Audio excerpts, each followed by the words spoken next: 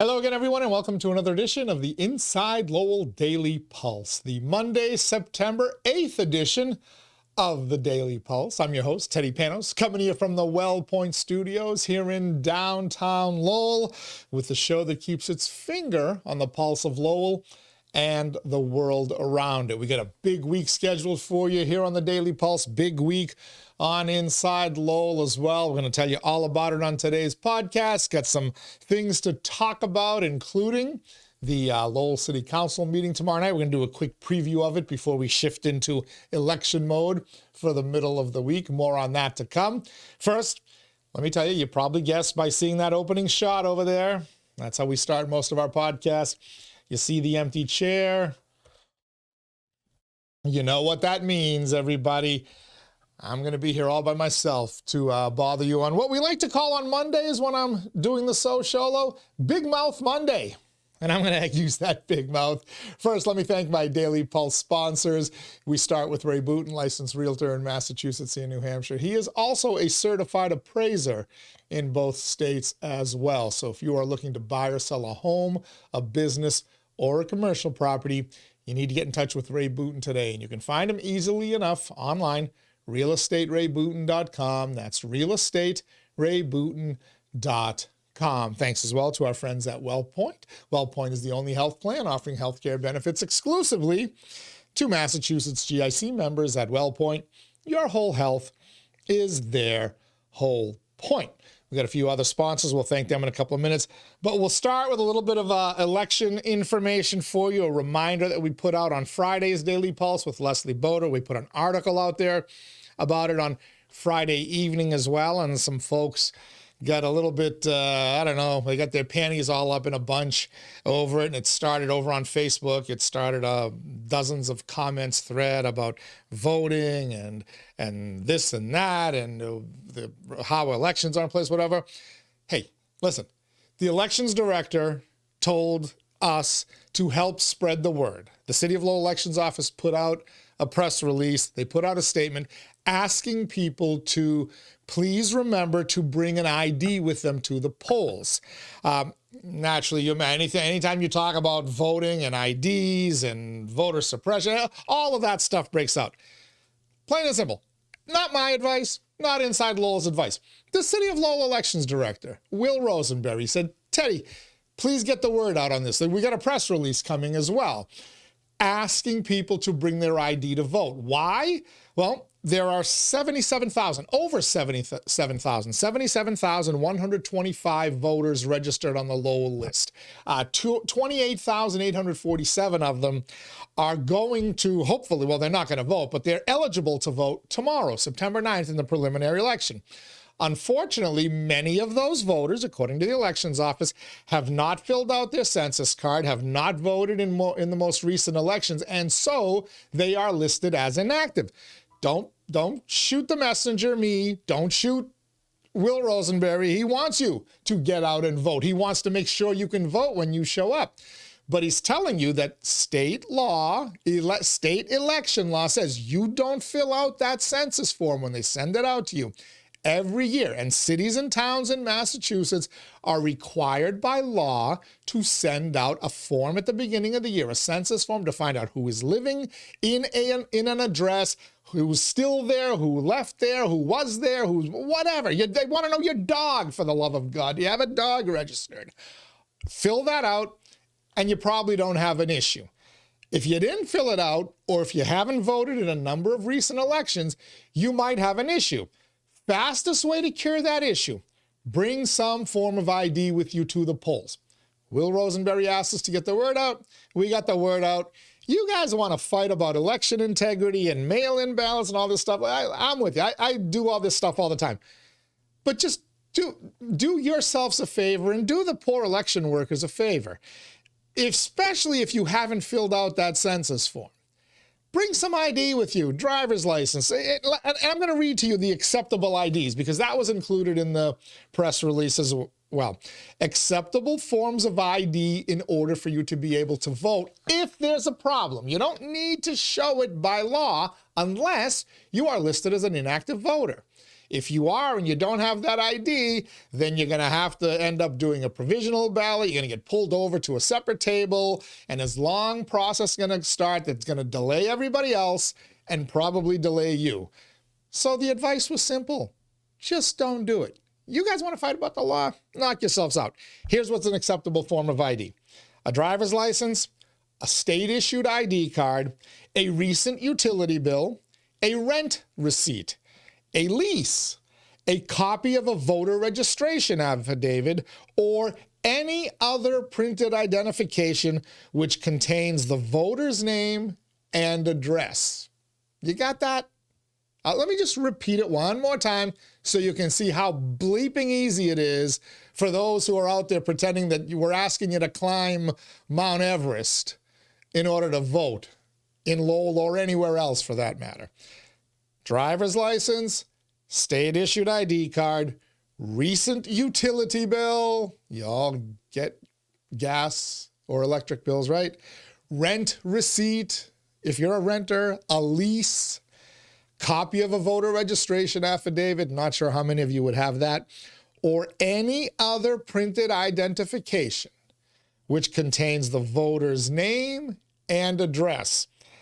I'm going to hazard a guess that could be your cable bill, that could be whatever. Now, you probably don't want a P.O. box. Just saying in light of what happened in District 5 and might still happen in District 5, bring something that shows your actual street address instead of your P.O. box, just to not, unless you want to cause even more trauma to poor Will over there. But again, if I could just take a second to say how ridiculous this is for the folks who are out there, and they're still blabbing. There's probably new comments coming as I speak to you right now on this Monday morning, September 8th. But this is about voter suppression and this, that.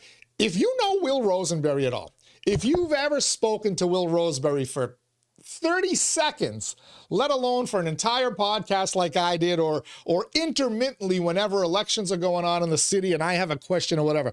There is no person on the planet who wants you to be able to vote and wants you to have an easy time voting. No person wants that more for you than Will Rosenberry.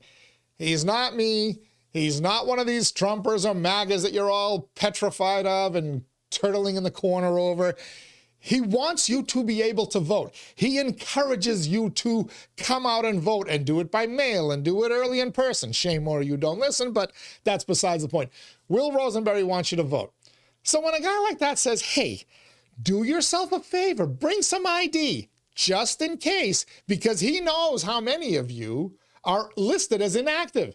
And if a lot of you show up to vote in that capacity, be it tomorrow night, September 9th, or on Tuesday, November 4th, if you don't take this as an opportunity to check your voter status, then you're going to make for a really miserable experience for the election workers, everybody there, but most importantly for you as well, because you're going to take what should be an easy in and out process and make it a pain in the butt. So just listen to the guy, right? Stop trying to fight battles where no battles exist. Stop trying to be a constitutional lawyer. You're not a constitutional lawyer. Will Rosenberry knows elections. If he's telling you that election law, state election law calls for this, you should probably listen to him. You should also listen to him if you're an elections commissioner. But again, that's a topic for another day. Bring some ID with you if you're going to vote in tomorrow's preliminary election in Lowell. We will tomorrow have a lot more election coverage for you, and we've even got our live election results show, which we'll tell you about a little bit as well. But a reminder, one more time, just bring an ID to vote tomorrow in the city of Lowell. Polls open 7 a.m. till 8 p.m. All right, you're tuned into the Daily Pulse on this Monday, September 8th. Geez, I already told you the date and I forgot it already. Thanks to our sponsors for helping to make today's Daily Pulse and all of our Daily Pulses possible. Ray Booten, licensed realtor in Mass and New Hampshire. You can find him online, realestaterayBooten.com. Thanks as well to WellPoint at WellPoint. Your whole health is their whole point. Washington Savings Bank, banking that feels like home. Make the switch now to Washington Savings Bank. TMI Properties, TMI Cares, developing and managing their own properties for over 30 years.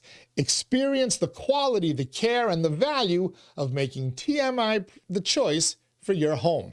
Thanks as well to Mahoney Oil, providing warmth and protection to Greater Lowell and Southern New Hampshire since 1925. The Greater Lowell Community Foundation, improving the quality of life through strategic, impactful philanthropy. And by Francis E. Preventure Insurance, the agency Greater Lowell has counted on to insure its most valuable assets since 1982. Want to also thank our newest member of the Inside Lowell family, Shaw Farm in Dracut.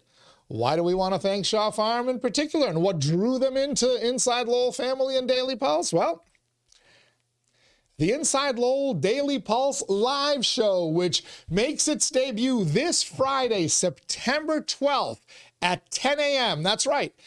You know the dealio, right? We record this usually in the mornings, somewhere between 9 and 10 o'clock, sometimes earlier if our guests need to, but we drop the Daily Pulse every day at noon. But folks have been saying, Teddy, you got to do some live shows. We want to be able to interact with you live. We want to send in some feedback. We want to be able to text you and have fun, participate in the show, just like we used to when you did morning radio. Well, we've been listening. So starting Friday, we're going to bring you the Daily Pulse Friday show. The Friday show only, not the rest of the week, just the Friday show, live at 10 a.m. It will still drop at noon, just like all the other Daily Pulses. So if you can't tune in or listen in for whatever reason at 10 a.m., you'll still be able to catch all the great info and entertainment that we provide. But this Friday, September 12th, the Daily Pulse live show makes its debut here on InsideLowell.com and on our YouTube channel. It will feature the Pod Squad, of course, our buddies Batch and the Hyphen, Mike Bacigalupo and Michaela Hondas McCarthy, and it will mark the debut of, well, our newest podcaster, the newest member of the team, the Pod Squad. She's jumping in, talking, of course, about Lavish Lindsay, as she's going to be known. She's going to be here monitoring the Shaw Farm Pulse Line. That's right. We now have a phone number, the Shaw Farm Pulse Line. Dial 978-PULSE-IN. That's 978-PULSE-IN. Or let me give you the numbers in case you can't spell. 978-785-7346. That's 978-785-7346. Jot that number down. We'll have some graphics to help you out as well. But you'll be able to interact with us live on the Shaw Farm Pulse Line, and your comments will be delivered to us here on the air and to the audience live as they happen. Brought to you, of course, by Shaw Farm Delivery Service, which we'll be telling you a whole bunch more about. Imagine all of their farm fresh products can now be delivered to your home. Thank you to Shaw Farm, and we look forward to seeing you on Friday's Daily Pulse live debut. All right. Back to our discussion today. Tomorrow night, the Lowell City Council will meet for the first time in what seems like an eternity. You got to go back to the first week of August. Was it the first week of August? Yeah, it was really early in August because they were in Geneva the last time they were supposed to have a meeting. They're still on their every other week schedule here on through the summer. I think that lasts through the end of September before they return to the weekly Tuesday meetings.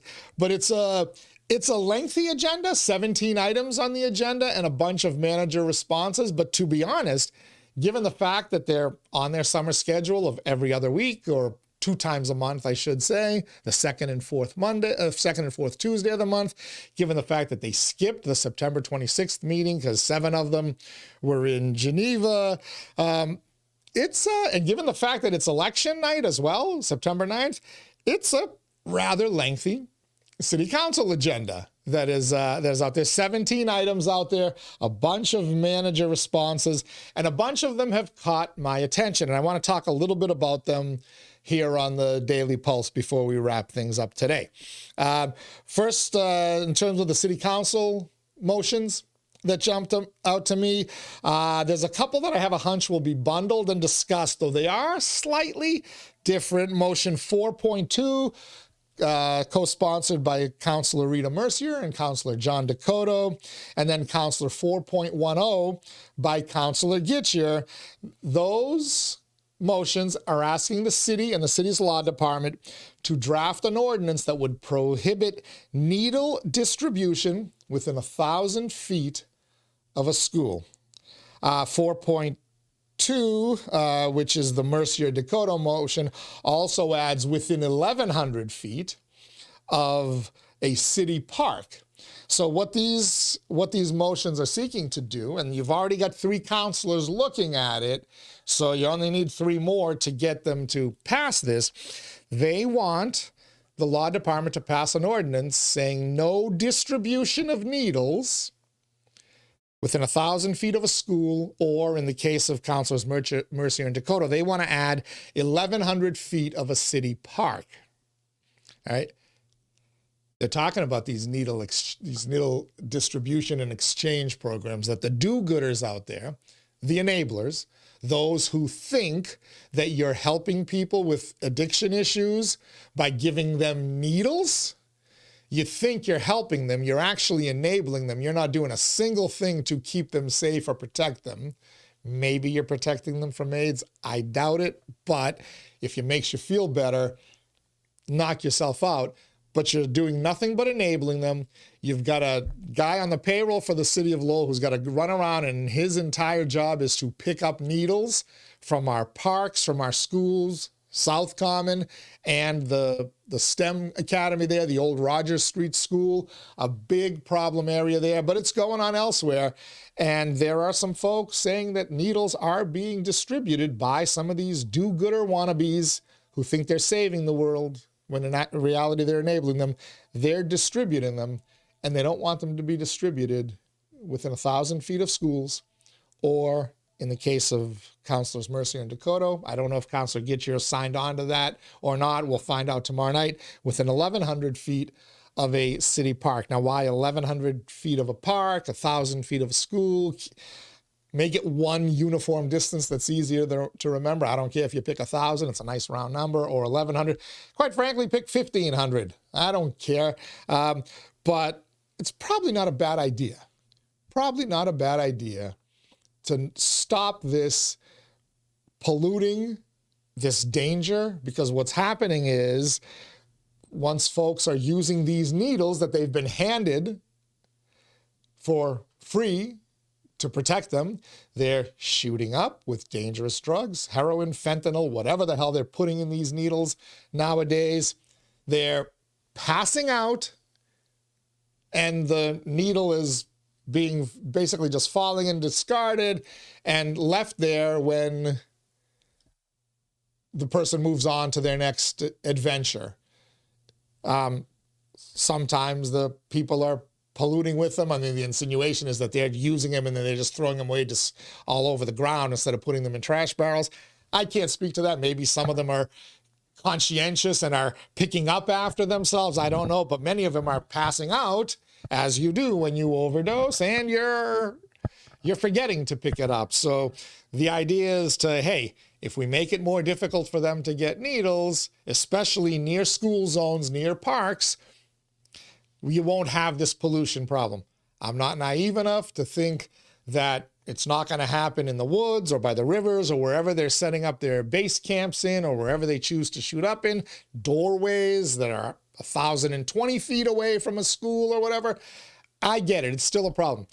But at least it's a step. At least it's a step. And you're not going to be distributing near a school zone where, quite frankly, the temptation is to use them once you get it, right? Go off into a little corner, use them. If a school or a park is nearby, I would imagine that that's what is making that behavior more common.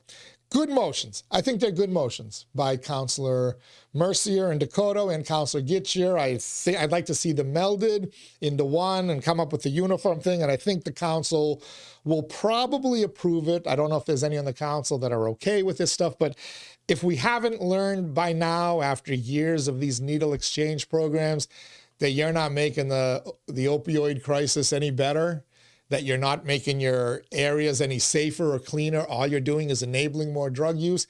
If we haven't figured that out by now, I'm sorry, as well-intentioned as you are, I'm not sure I want you out there in the community distributing this stuff. If you're still serving in government and you haven't figured out from the data that you're not making life better for anybody by distributing these needles. And thankfully in Lowell, we don't have the quote unquote shooting galleries, as they call, the areas where you're allowed to shoot up while you're being monitored by quote unquote professionals. You need to reevaluate your politics. You need to reevaluate your politics. And if you talk to people in recovery, not the do-gooders, they'll tell you you're enabling people. Another motion, or I should say, there were 2 manager responses. There's 15 other motions besides the 2 we just talked about. Some may be interesting to you, some may not. I don't see any of them being controversial. There's one manager's response that I think could get controversial and turn into a knockout, drag-out discussion on the council floor. They may put it off a little till after primary night, preliminary night. But the one I want to lead off with first is the manager's response. Those come under section 5 of the meeting agenda. 5.1 to be exact, and motion response 5.1H, where the manager was asked a few months ago to craft a letter to the state delegation, Senators Kennedy, Representatives Howard, Elliott, and Hong, regarding hydro-treated vegetable oils. Remember with the Markley Group discussion, their backup diesel generators and whether they should be permitted and allowed to have them. And we started this discussion about hydro-treated vegetable oils, which even my good friend, the hyphen, Michaela Hondras McCarthy from the Sustainability Council, many others on the Sustainability Council said this is an empty gesture. It's an empty motion. It's not, it's not going to make a difference. Hydro-treated oils are as damaging, if not more damaging, than the other stuff that's being used. So they wanted to see something else. But needless to say, the motion passed. So the manager has, crafted the letter they're gonna send along to the delegation, which is an opportunity for me to remind all the councilors who wanted this and to our erstwhile delegation that, your governor, she seems to be waking up to the realities of energy demand and the realities of quote unquote clean fuel. Nah, not really. More than likely, she's waking up to the electoral realities. It's 2025. Her poll numbers are struggling. She's got 2 pretty good Republican challengers that I don't know if they'll beat her or not, but they're going to give her a scare. They're going to make her work. Her escape ramp to Washington, D.C. failed. It never materialized. Neither Joe Biden nor Kamala Harris could stop the big orange ogre, so she's not going to become the United States Attorney General or get some cushy job in D.C. as it was rumored she hoped for if Kamala Harris won the election or Joe Biden. So she's decided she's going to seek re-election to the corner office on Beacon Hill. Of course, when you're doing so, seeking re-election after a winter and people have paid through the you-know-what for heating bills, a summer season of a pretty good heat where their electric bills have gone through the roof thanks to air conditioning. As you would imagine, Governor Healey's got to kind of keep an eye on pocketbook issues. And if you can't afford to heat or cool your house, you're probably going to be ticked off at the person in charge who may be limiting your choices for how to heat your house or cool your house, or how the supply of that energy, that fuel, is created. So there was actually an editorial over the weekend, published Saturday in the Lowell Sun. I apologize, published yesterday in the Lowell Sun. Healey concedes natural gas's key role in the energy mix. So Governor Maura Healey, you remember her bragging about killing those pipelines? We played that video for you here on the Daily Pulse. She was all excited, right? It was a big campaign thing, right? She bragged, I killed those gas pipelines. Well, Governor Healey just voiced her support for Eversource Energy's proposal to lock in more, not less, more natural gas for Massachusetts. A sign that at least one official in her administration sees fossil fuel continuing as an integral component of the state's energy mix. Let me read you the quote from Governor Healey from the Lowell Sun editorial. We appreciate this 10-year proposal. Massachusetts and the Northeast need more energy supply for reliability and to lower energy bills. She didn't care about the reliability part when people were warning her that you're making our energy grid more unreliable with this push to clean energy before that technology is ready to fuel a 21st century country, state, etc. But once those gas prices, once those electric prices started to go through the roof, well, she suddenly got concerned about lowering energy bills.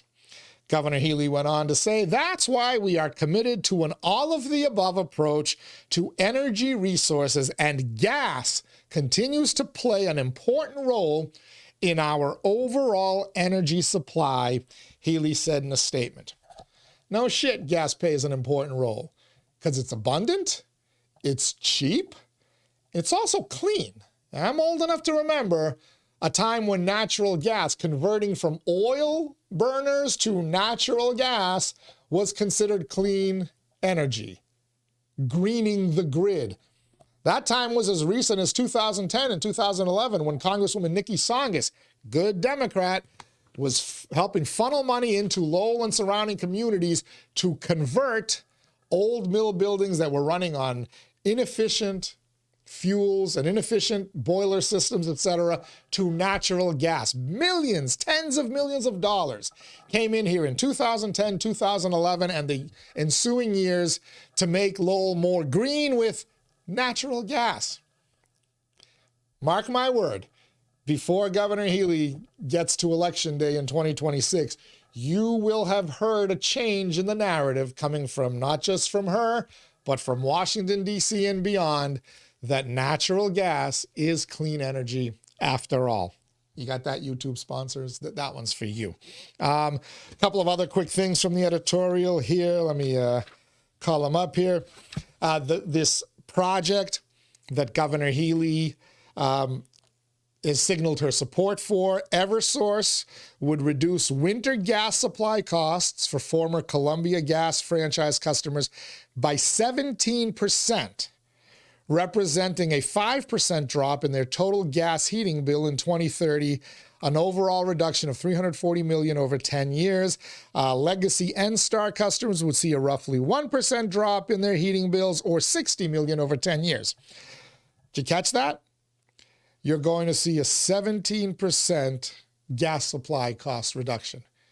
In other words, what they have been doing up to this point with their green mandates, and they're trying to limit the amount of natural gas coming in, is jacking up your energy prices, your gas prices, your electric prices as well. So it's an admittance that what they've done costs you more money, and now they want to fix it. Sure. Governor Healey wants to make sure that we have a more reliable energy supply along with a more affordable one. Nobody cared about the reliability until the affordability started to become an election issue. Now all of a sudden they care. Hey, I don't care how they got to that conclusion. I'm happy they did. If you stop subsidizing Elon Musk by throwing a charge on my electric bill with an EV charge, so for the people who don't have EVs or charge them at home or anywhere, and that money's just going to help Elon Musk sell more cars, I'd be even more happy. But hey, this is a start. Governor Healey, without admitting it, is admitting that she's jacked up your energy prices unreliably, and she's going to try to do something about it. Another interesting little line from the editorial here, and of course this is the editorial, so take it for the slant that it is, but you know, the Lowell Sun has gone a little bit woke.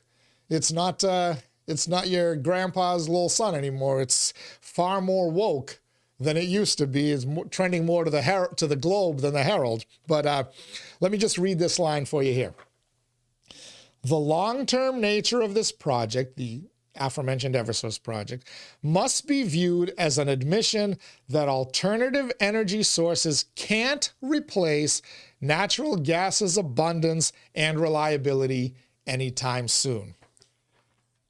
No shit. Wow. Who would have ever guessed that?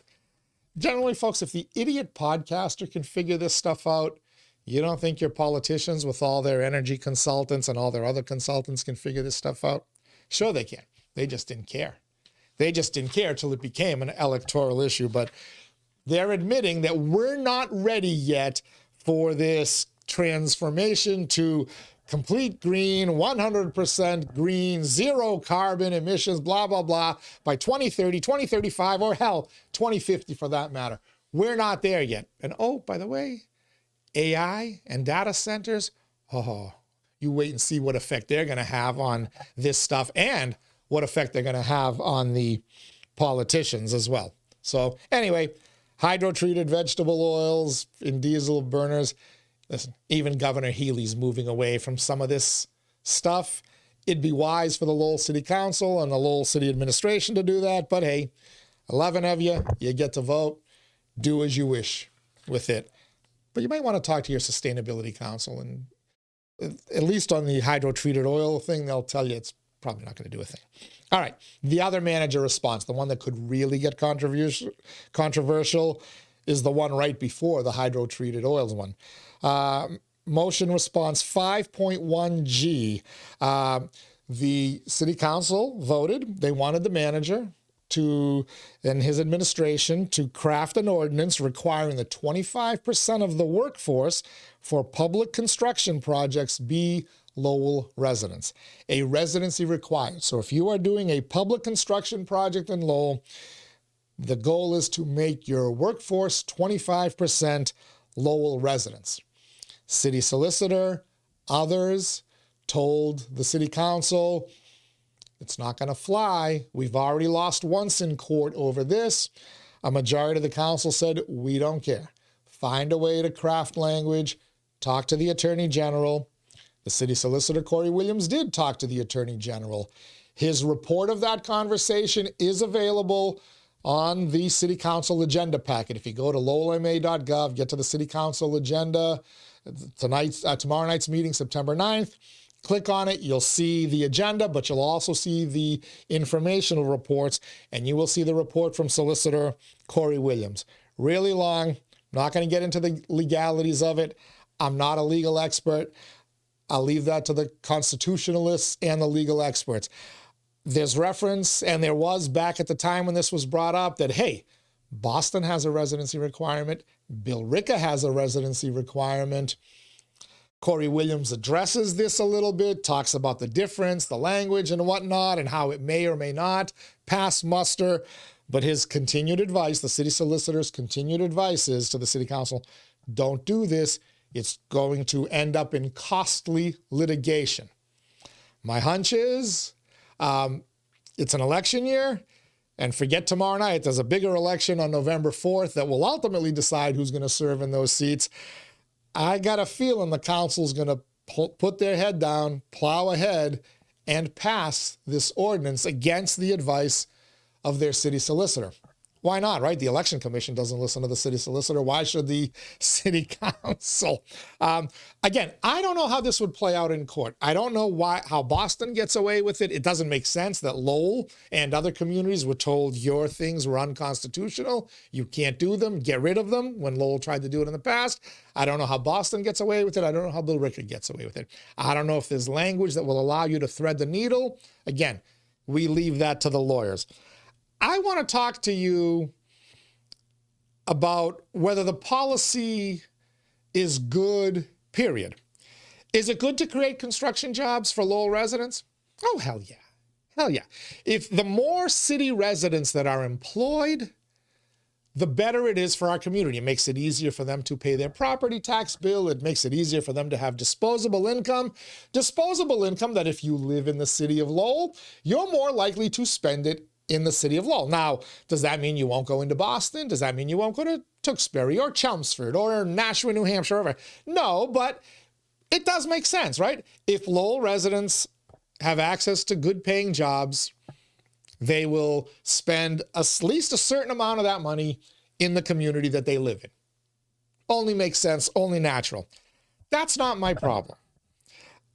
I think trying to force private contractors to hire more Lowell residents, that's a little bit of a problem for a number of reasons. Number one, if you're a big construction company, so we got Suffolk Construction into Lowell, right? They're building the Lowell High School.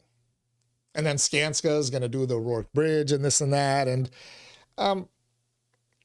you hear them they offer at every school building committee meeting, they offer informational reports on what percentage of their workforce is from Lowell, minority, female, DEI, you pick it. They've got all these reports that they have to do.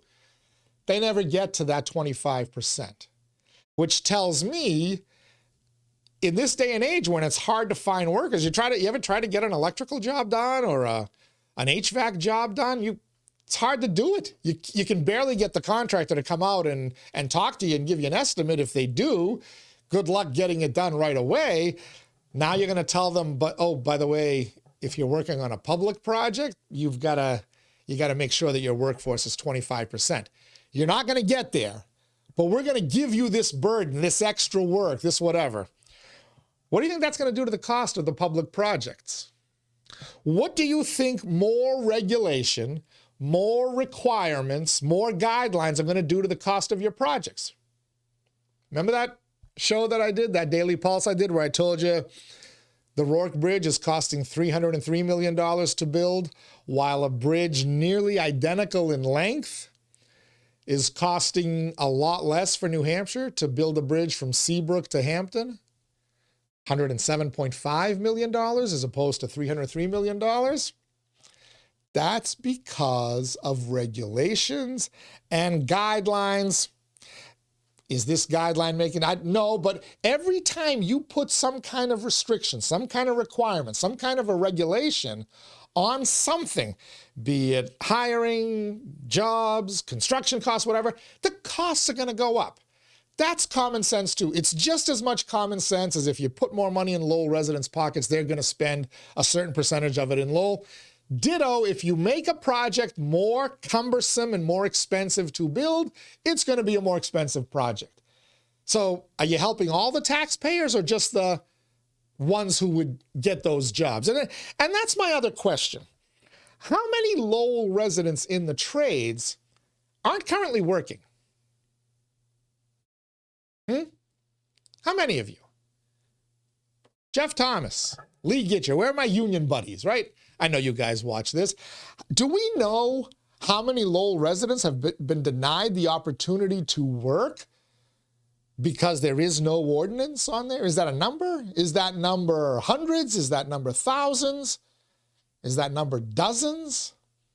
Is that number 4? Is it 5? Is it 6? Do we know?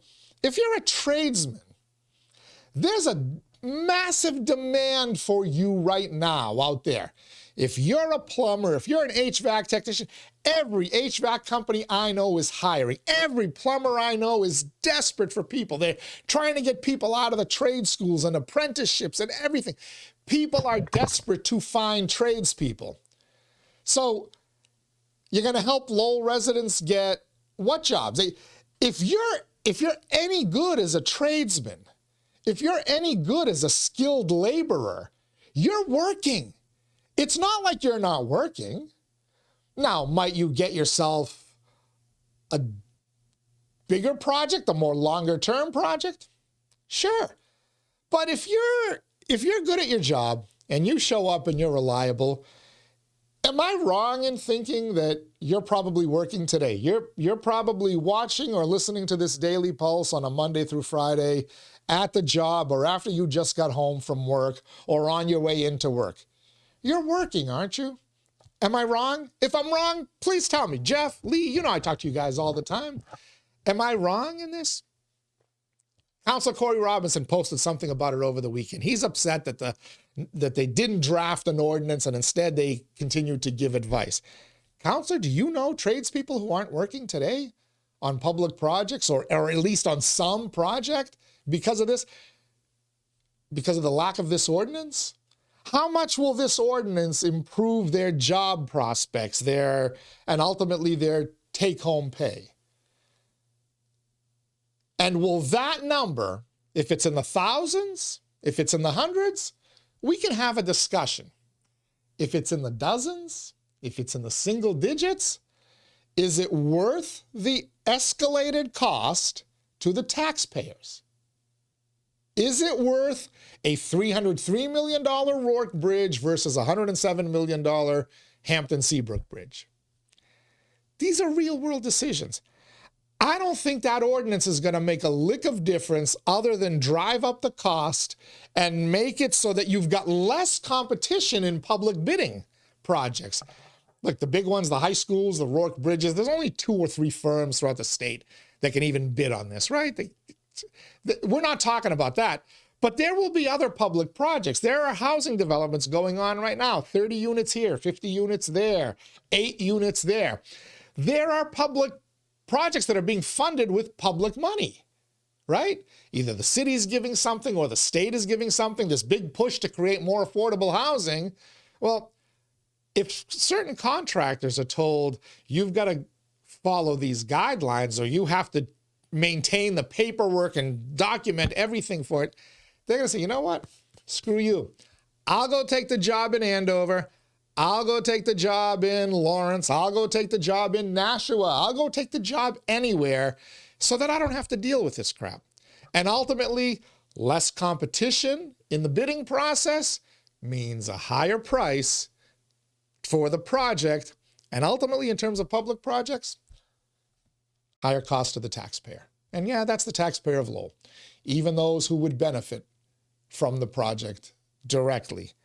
Again, my hunch is in an election year, this will pass and the solicitor will be ignored, much as the Election Commission ignored him.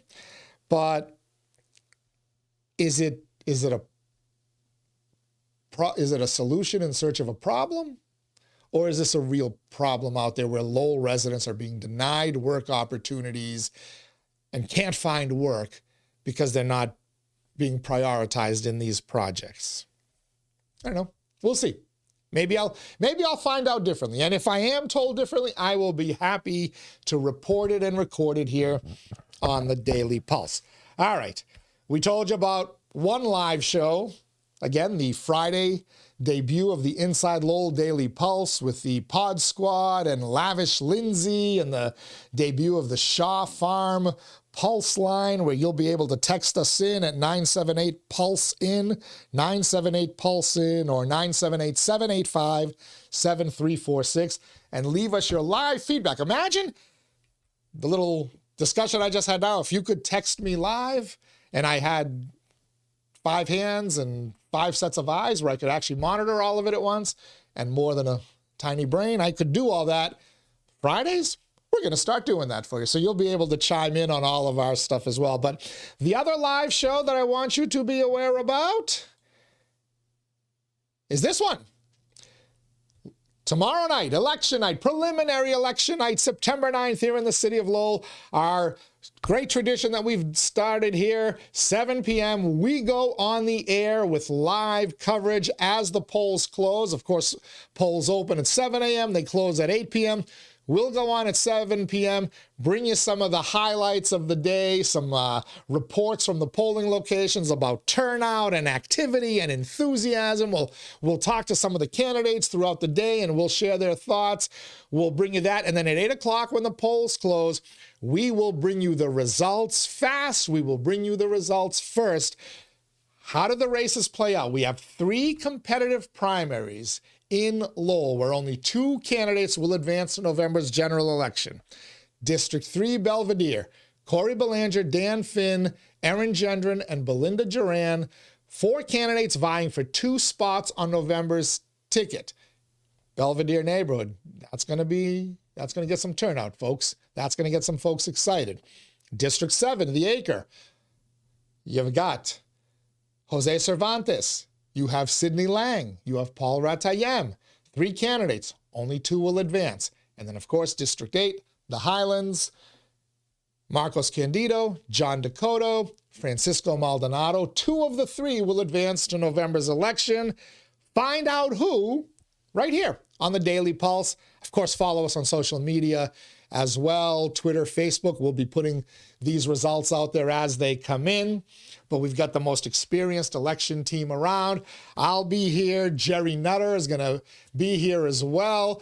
Bill Samaras will be here. Greg Pappas, Jim Leary, all former Lowell City Councilors or city election officials, or talk show hosts in the case of Jerry Nutter and yours truly. But we'll get some other people behind the scenes helping us out with reporting the results and election graphics and all the fun stuff that we'll be able to incorporate. So tune in tomorrow night, beginning at 7 p.m. on the Inside Lowell live preliminary election coverage. You can watch it on InsideLowell.com, or you can watch it on our YouTube channel. It'll stream live. You can watch it on your cell phone, you can watch it on your tablet, your computer, or connect it to your big screen TV like many folks do. Many of the candidates do that at their headquarters and they watch the results come in. We advise you, that's the best way to do it, but you can watch it any way you want as well. Inside Lowell's live election coverage here beginning tomorrow night at 7 p.m. Reminder, polls open 7 a.m., close at 8 p.m. We encourage you to get on out there and vote. We want you to participate, as many of you as you can.